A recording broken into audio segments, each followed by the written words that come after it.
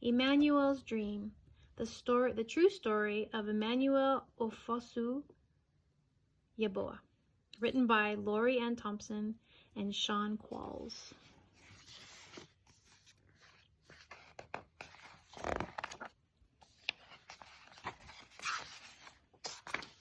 And this story was written in 2015.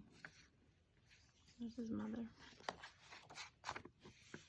In Ghana, West Africa, a baby boy was born. 2 bright eyes blinked in the light. 2 healthy lungs let out a powerful cry. 2 tiny fists opened and closed, but only 1 strong leg kicked. Most people thought he would be useless, or worse, a curse. His father left, never to return. But his mother had faith. Her name was Comfort, and she named her first child Emmanuel, meaning God is with us. As Emmanuel grew, Mama Comfort told him he could have anything, but he would have to get it for himself. He learned to crawl and hop, to fetch water and climb coconut trees. He even shined shoes to earn money. Most kids with disabilities couldn't go to school. Still, Emmanuel's mother carried him there, until one day she said, "You are too heavy." From then on, Emmanuel hopped to school and back, 2 miles each way, on 1 leg, by himself.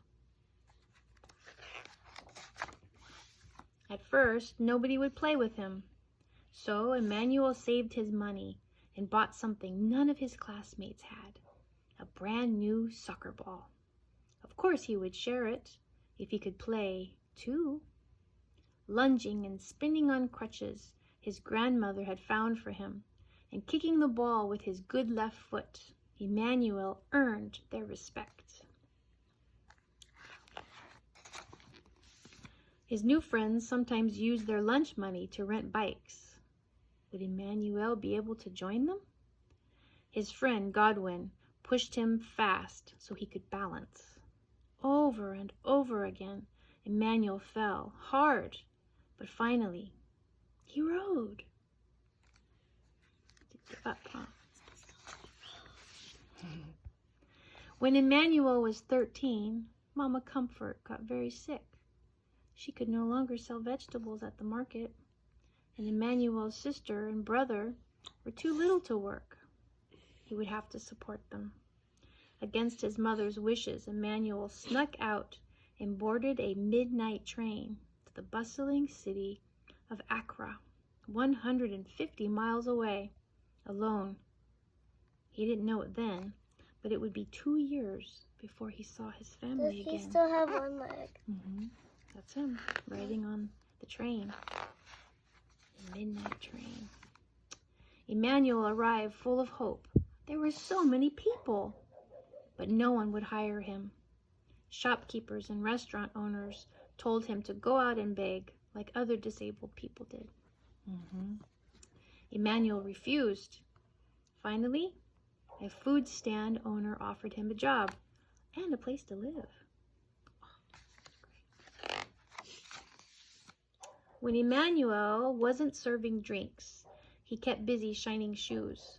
He earned money and sent it home. One morning, when Emmanuel went to buy shoe shining supplies, the shopkeeper thought he was there to beg and scolded him. Insulted, Emmanuel slammed his money down on the counter. The shopkeeper apologized, but Emmanuel would never forget.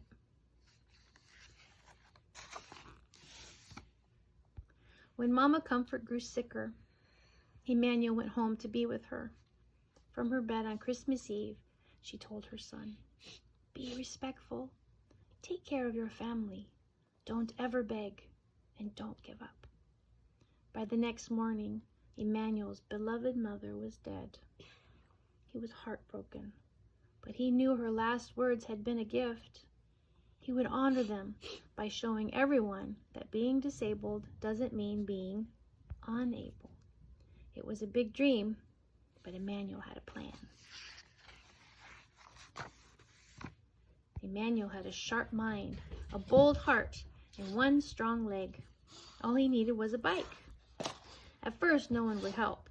They thought his plan to bicycle around Ghana was impossible. Then Emmanuel wrote to the Challenged Athletes Foundation, all the way in San Diego, California. Does he have any toes? Yeah, on this foot. They sent him a bike, plus a helmet, short socks, and gloves. Everything he needs. Emmanuel started training for the long ride. He persuaded the king of his region to give him a royal blessing. He went door to door asking for additional support. Finally, he hired a taxi to follow him with drinking water, a camera, and his best friends. Then Emmanuel tied his right leg to the bike's frame, jammed his left foot into a flip-flop attached to the pedal, and rode.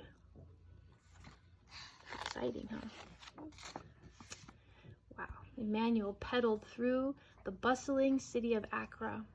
He pedaled through rainforests, over rolling hills, and across wide, muddy rivers.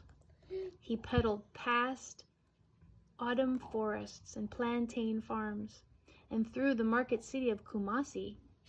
He pedaled as trucks roared past on the narrow highways and wild animals stalked his thoughts.